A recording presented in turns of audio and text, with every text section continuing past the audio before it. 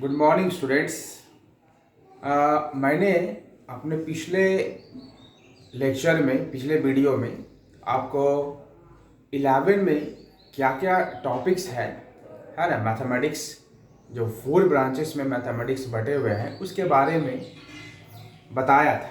ठीक है, और ये बताया था कि आपको पिछले क्लासेस के फॉर्मूलाज यानी 10th स्टैंडर्ड के 9th स्टैंडर्ड के जो फॉर्मूलाज है, चाहे वो अलजेब्रा के हो, ट्रिगोनोमेट्रिक हो, वो सब रिमाइंड करके रखना चाहिए जिससे आपके आगे के पढ़ाई में कोई परेशानी ना हो। ठीक है, मैंने आपको बताया था कि 11 का जो मैथमेटिक्स है वो 4 ब्रांचेस में बटा हुआ है, जैसे ट्रिगोनोमेट्री, कोऑर्डिनेट ज्योमेट्री, अलजेब्रा और कुछ छोटे छोटे भी टॉपिक्स हैं जो कि 4th ब्रांच में आप चौथे पार्ट में उसको मान सकते हैं। ठीक है, तो सबसे पहले जो है हम लोग ट्रिगोनोमेट्री को देखते हैं कि ये जो ट्रिगोनोमेट्री एक ऐसा टॉपिक है जो कि बाकी दूसरे टॉपिक्स में भी अप्लाई होंगे।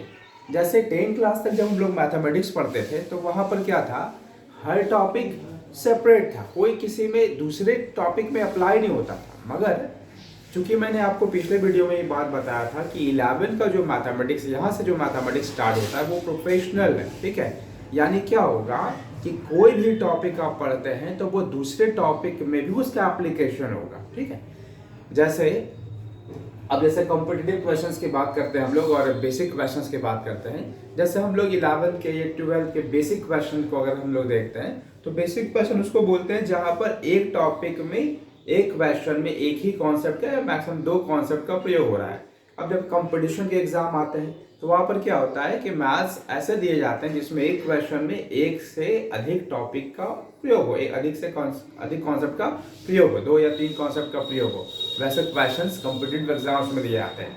तो अगर आप बेसिक को एकदम मजबूती से समझ लेते हैं, सारे बातों को आराम से समझ लेते हैं तो हर कॉन्सेप्ट को समझ जाएंगे और कहीं पर भी उसके आप एप्लीकेशन कर सकेंगे। ठीक है, तो ट्रिग्नोमेट्री उसी तरह का एक टॉपिक है जो कि आप जितने भी कॉन्सेप्ट सॉल्व पढ़िएगा, टॉपिक सॉल्व पढ़िएगा मैथ्स में, वो कहीं पर भी ये ट्रिग्नोमेट्री अप्लाई होता जाएगा। 12th क्लास में तो 99% क्वेश्चंस में, ठीक है, ये ट्रिग्नोमेट्री के कॉन्सेप्ट्स का फॉर्मूले का इस्तेमाल होता है। तो आज हम लोग ट्रिग्नोमेट्री स्टार्ट करने जा रहे हैं। हम लोग 10th क्लास में भी ट्रिग्नोमेट्री पढ़े थे। ठीक है, और आज हम लोग 11 के ट्रिग्नोमेट्री पे फोकस करते हैं। देखिए, पहला जो ट्रिग्नोमेट्रिकल पार्ट है 11 का, इसको कहते हैं measurement of angle. Measurement of angle. ठीक है, जैसे ये टॉपिक का नाम ही दिया गया है मेजरमेंट ऑफ एंगल, तो जाहिर सा बात है कि इसमें एंगल के विषय में, एंगल के को फोकस करते हुए कुछ बात बताया जाएगा। ठीक है, तो हम लोग तो 10th क्लास में भी एंगल के बारे में पढ़ाई की है, तो यहाँ पर क्या बताया जाएगा, तो हाँ बताया जाएगा। हम लोग इसमें थोड़ा सा आपको क्या है, थ्योरी जानना पड़ेगा। ठीक ना, तो वो हम थ्योरी बताते हुए आपको क्या क्या इसमें एंगल्स के बारे में हमको जानना है वो भी बातें करते हैं। टॉपिक का नाम है क्या, मेजरमेंट ऑफ एंगल। ठीक है, तो सबसे पहले हम लोग ये वर्ड ट्रिग्नोमेट्री को उठाते हैं। ट्रिगोनोमेट्री। ठीक है,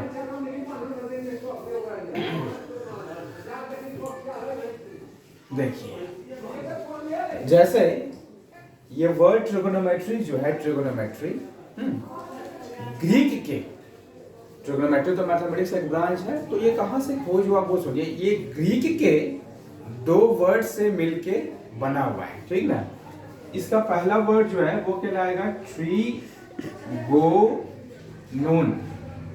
और दूसरा वर्ड कहलाएगा मेट्रोन। अभी ट्रिगोनोन का मतलब समझे। ट्रिगोनोन का मतलब होता है पार्ट्स ऑफ ट्रायंगल और मेट्रोन का मतलब होता है मेजरमेंट। इस तरह से हम लोग क्या देखें कि ट्रिगोनोमेट्री ग्रीक के 2 वर्ड से मिलकर बना हुआ है। पहला वर्ड है ट्रिगोनोन, दूसरा वर्ड क्या है, मेट्रोन। ट्रिगोनोन का मतलब क्या है, पार्ट्स ऑफ ट्रायंगल। मेट्रोन का मतलब क्या है, मेजरमेंट। ठीक है, तो अब अगर हम लोग ट्रिगोनोमेट्री का डेफिनेशन समझना चाहे तो ट्रिगोनोमेट्री यानी इस वर्ड से ये बात समझ आता है कि ट्रिगोनोमेट्री मैथमेटिक्स का वो ब्रांच है जिसमें हम लोग ट्रायंगल के पार्ट्स के मेजरमेंट के बारे में पढ़ाई करते हैं। ठीक है, अब देखिए इसे पार्ट्स ऑफ ट्रायंगल। तो पार्ट्स ऑफ ट्रायंगल में क्या क्या आता है? पार्ट्स ऑफ ट्रायंगल में साइड आता है, उसके एंगल आते हैं, उसके वर्टिसेस आते हैं। ठीक है, तो आप एक चीज फोकस करेंगे कि ट्रिग्नोमेट्री ट्रायंगल जो है वो देखिए 3 ठो पॉइंट से मिलके बना हुआ है। इसको जोड़ देंगे, एक ट्रायंगल बन जाएगा। और जब इसमें 3 पॉइंट है तो सभी कुछ 3 ही है, इसके साइड भी 3, इसके एंगल भी 3, इसके वर्टेक्स भी 3, सारा 3। ठीक है, तो एक बेसिक बात मैं आपको बताता हूं। जैसे अगर 4 पॉइंट हम लोग लेते हैं, उसको जोड़ेंगे तो क्या बनेगा? क्वाड्रिलेटरल। वहां पर भी सारे चीज 4 होंगे, साइड 4, एंगल 4, वर्टेक्स 4। ठीक है, तो हम लोग ट्रिग्नोमेट्री ट्रायंगल पर फोकस कर रहे हैं। क्या बता रहे थे? पार्ट्स ऑफ ट्रायंगल, जिसमें क्या साइड है, एंगल है, वर्टेक्स। तो हम लोगों को इस टॉपिक में मेजरमेंट ऑफ एंगल यानी बेसिकली एंगल पे ज्यादा फोकस करना है। तो अब हम आपको ये बताते हैं कि एंगल क्या होता है। ठीक है, देखिए अब एंगल, मेजरमेंट ऑफ एंगल, तो एंगल के बारे में बात हमको समझना था। तो अब हम एंगल को पहले समझते हैं कि एंगल क्या है। ठीक है, ऐसे ये वर्ड तो हम लोग सुनते आ रहे हैं कि एंगल क्या है, इसको और थोड़ा सा हम लोग एक्सप्लेनेशन करते हैं यहाँ पर। जैसे हम लोग ये 6th क्लास में एंगल वगैरह बनाना सीख रहे थे, तो सबसे पहले हम लोग करते क्या थे कि एक पॉइंट को प्लॉट करते थे। ठीक है, ये पॉइंट प्लॉट किए, मान लेते हैं कि सपोज दैट ये एक टॉर्च है। ठीक है, अब यहाँ पे इस टॉर्च को हम लगा करके इसको जला देते हैं, तो जाहिर सा बात है क्या आएगा? एक रे निकलेगा। ये रहा, एक रे चलाया। ठीक है, अब इस रे को नाम दिया जाता है इनिशियल साइड। Initial side. ठीक है, ये बन गया एक रे, इनिशियल साइड बन गया। अच्छा, अब जरा सोचिए कि इस टॉर्च को अगर हम इस तरह से घुमाना स्टार्ट करें, घुमाते जाए और कहीं पर भी लाकर रोक दे, तो जो ये रे यहाँ पर था यहाँ पर बन जाएगा, यहाँ पे आ गया। तो मान लिया जाए यहाँ पे एक इमेजिनरी रे रहा इनिशियल साइड, और जब अपने पोजीशन को बदल करके यहाँ पर आया तो इसको कहा जाता है टर्मिनल। टर्मिनल, टर्मिनेट का मतलब होता है चेंज करना, टर्मिनल साइड। ठीक है, इस तरह से ये रहा इनिशियल साइड और ये रहा टर्मिनल साइड। तो हम लोग देख रहे हैं कि इनिशियल साइड और टर्मिनल साइड के बीच एक फिगर ऑब्टेन्ड हुआ। इसी फिगर को कहा जाता है एंगल, और इसको बेसिकली थीटा से डिनोट किया जाता है। ठीक ना, तो इस तरह से एंगल क्या हो गया? तो figure between the initial and the terminal side of the रे, यही एंगल। और बेसिकली इसको हम लोग डिनोट करते हैं किससे? तो थीटा से। तो अभी हम लोग ये देखें कि एंगल क्या है। तो इनिशियल साइड और टर्मिनल साइड के बीच का फिगर वो है एंगल। ठीक है, अब बात करते हैं मेजरमेंट ऑफ एंगल का। दूसरा टॉपिक लेते हैं मेजरमेंट, मेजरमेंट ऑफ एंगल। ठीक है, मेजरमेंट ऑफ एंगल। अब समझते हैं मेजरमेंट ऑफ एंगल को। जैसे सपोज दैट अभी मैंने यहाँ पे initial side I S that is initial side, और ये terminal side T S terminal side. अभी आपको बताया था कि यहाँ इनिशियल साइड है और ये ऐसे घूम करके ये रोटेट किया था, ऐसे टॉर्च रखे थे, इसको रोटेट किए तो टर्मिनल साइड पे आया। तो एक छोटा सा एग्जांपल लेते हैं। जैसे सपोज दैट अभी मैं यहाँ पर खड़ा हूँ, इस पोजीशन को नाम ए दे देता, और यहाँ से चल करके यहाँ तक आता हूँ, और अब इस पोजीशन को नाम दे देता हूँ पोजीशन बी। ठीक है, तो हम लोग सभी को देखें कि पहले मैं वहां था, अभी यहाँ चला आया, यानी ए से बी तक मैं पहुंचा हूं, यानी मेरे द्वारा एक दूरी तय किया गया है। ठीक है, अब ये तो हम लोग सभी ने देखा कि दूरी तय हुआ, मगर ये जानना चाहूं कि कितना दूरी तय हुआ, तो उसके लिए इसको नापना होगा।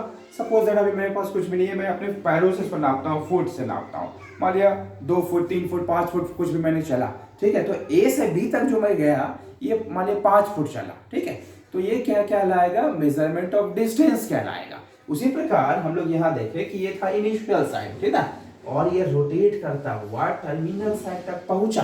ठीक है, रोटेट करके पहुंचा। तो इस प्रकार से इनिशियल साइड से टर्मिनल साइड तक जाने में जितना ये रोटेट किया, वही कहलाएगा क्या?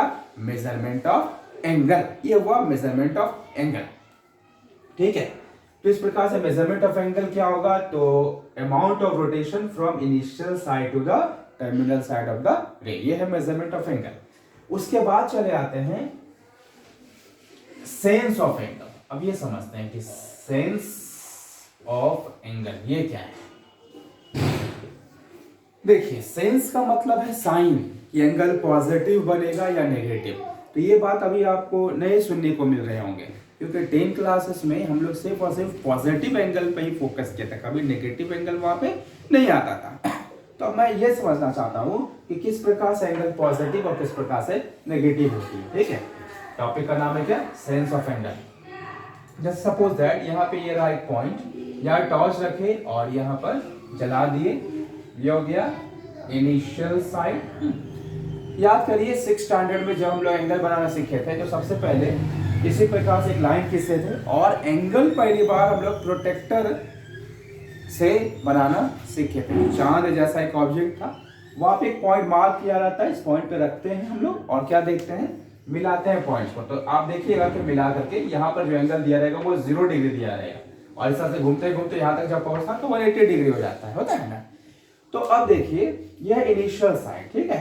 अब अगर मैं टॉर्च को इस तरह से घुमाऊं, इधर घुमाऊं, यानी इस मूवमेंट को क्या कहेंगे, एंटी क्लॉकवाइज। घड़ी का कांटा देखिए इधर से ऐसे घूमता है और ये विपरीत उसके ऑपोजिट घुमा रहे हैं, इसको कहेंगे एंटी क्लॉकवाइज। यानी अगर इनिशियल साइड से टर्मिनल साइड के तरफ rotation anti clockwise, anti clockwise ऐसा हम लोग करें तो हम लोग देख रहे हैं कि ये जो एंगल है यहाँ 0 था, इधर बढ़ना स्टार्ट होता है, इधर 180 चला आएगा। तो हम लोग ये बात जानते हैं कि अगर कोई भी चीज बढ़ता है तो वो क्या होता है, पॉजिटिव होता है। यानी यहाँ पर हम लोग एक बात सीखे कि अगर इनिशियल से टर्मिनल साइड के तरफ जा रहा है ये एंगल, ठीक है, तो इसका वैल्यू क्या हो रहा है, बढ़ रहा है। और बढ़ रहा है तो ऑटोमेटिक कैसा एंगल देगा, पॉजिटिव एंगल देगा। ठीक है, ये एक पॉइंट हुआ यहाँ पर। अब दूसरी बात को समझते हैं, जैसे अभी हम लोग ये डिस्कस किए, ये इनिशियल साइड है और यहाँ पर 0 डिग्री एंगल होता है और जब ऊपर की तरफ यानी एंटी क्लॉकवाइज की तरफ जा रहे हैं तो वैल्यू बढ़ रहा है, 0 से बढ़ रहा है। तो जरा दिमाग लगाइए कि अगर ये ऊपर की तरफ जा रहा है तो वैल्यू बढ़ रहा है, और अगर हम ऊपर ना जाके इससे नीचे की तरफ चले आए, ये 0 है, ऊपर जा रहे तो बढ़ रहा है, नीचे आएंगे तो क्या होगा, घटना चालू होगा। और जब कोई भी चीज घटना स्टार्ट हो जाए, डिक्रीज होने लगे, तो जाहिर सा बात है अब वो कैसा, नेगेटिव होने लगेगा। तो आप देखिए जब उधर जा रहे थे तो एंटी क्लॉकवाइज, और जब इधर रोटेट करेंगे तो ये क्या हो जाएगा, क्लॉकवाइज।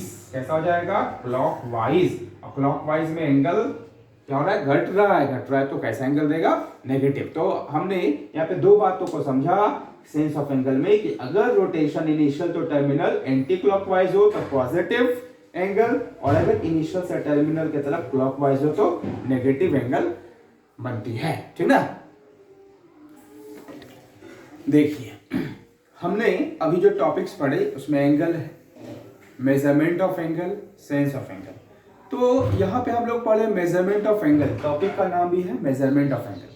तो हम लोग ये बात जानते हैं, बेसिकली ये बात 10 क्लास तक हम लोग ये बात पढ़ते आए कि अगर किसी चीज को हम लोग मेजर करते हैं तो उसको मेजर करने का कोई ना कोई सिस्टम होता है, किसी सिस्टम से हम लोग उसको मेजर करते हैं।